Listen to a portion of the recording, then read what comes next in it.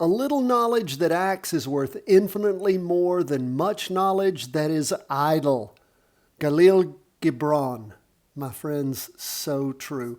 Do not sit around day after day saying that someday you're going to learn the charts, learn how to chart, how to not only see what's going on, but act upon it.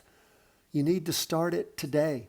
That means every day you put it off is just a day, 2 days, a year, 5 years later than mastering these charts. Let's jump into them. By the way, sorry about the email going out late as far as the daily show, what we call our Market Pulse Daily.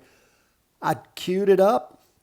I just never hit send. The video was out. The audio was out as far as the podcast goes. The YouTube was out there, but I just forgot to send the damn show out. I am sorry. I've not been feeling good lately, getting over this chest cold, and I'm not operating 100%. So please forgive me. Let's jump into these charts. Man, we are seeing a down day. I told you it was coming.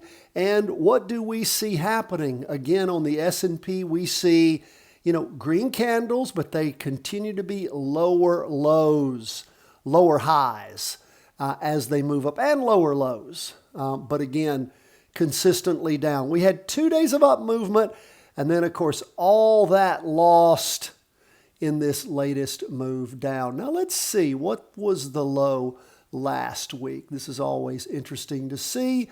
The low last week was 661.36. 661.19. We've got a lower low, down 1.40%. We still have spinning tops on the 2-day. You can see all the volume in this latest 2-day chart. You can see how the volume's looking decent for the week.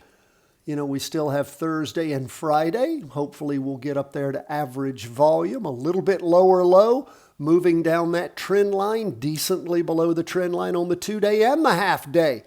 And, of course, the same on the weekly. So, again, as I told you, there is a bearishness in particular on the S&P 500, but I think it's really coming too on the NASDAQ. Now, the NASDAQ down just a little less. The S&P 1.40, as I said, the NASDAQ 1.39. And again, we have a doji for the week. We haven't pushed through that lower floor that we had there. We're calling the basement. You can see all this indecision, but again, tending to move down.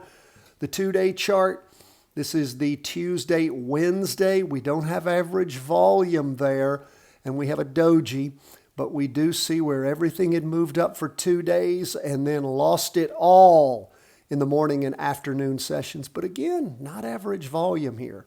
So not as committed, although I do think overall we're going to see this continue to gin up.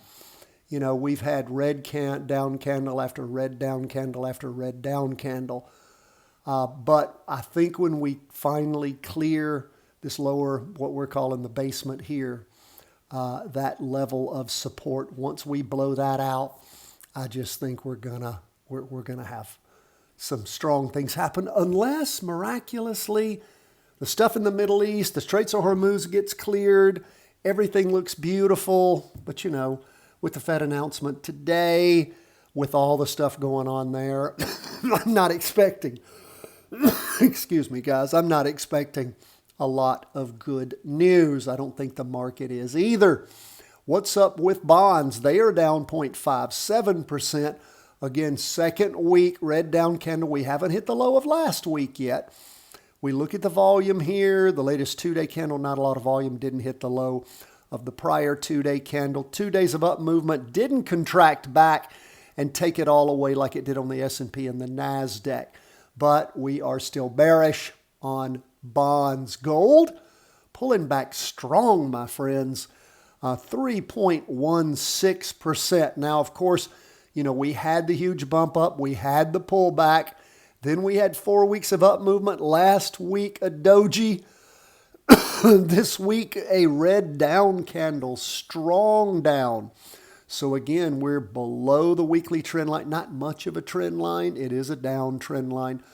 We're very well below it on the half day, decent below it on the 2-day and on the weekly. So we shall again continue to watch what is going on. You can see where we drew this potential floor here. That is where things pulled back to.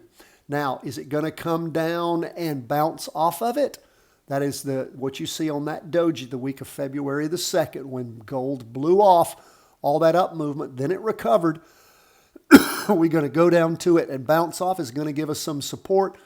Or is it going to crash through that and pull back hard? Still think, as per my point paper, that we've got a lot of possibilities with gold, with precious metals in the bull market phase going up. But again, subject to some interim changes, and this was a big down day for gold. But again, gold, if this market does blow off everything, stocks, bonds, all that, everything will go down to begin with. We see that happen. Then you'll have the safe havens like gold.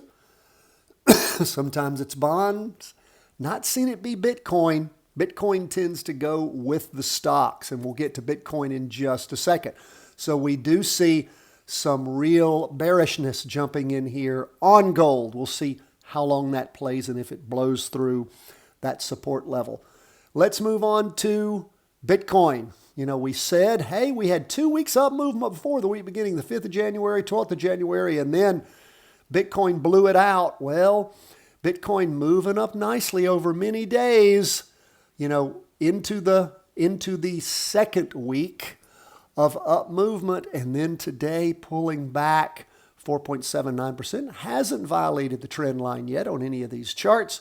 Still got green candles on the 2-day, even though it has that wick on top, and on the weekly. So we'll keep an eye on things, but it's a down day for everything. We'll continue to watch and see if Bitcoin is going to catch fire or is going to burn like the rest of the market may do. That is where we are, my friends. Always appreciate you being with us. Love to hear from you. CW@chartingwealth.com. God bless. All the best from the whole team at Charting Wealth.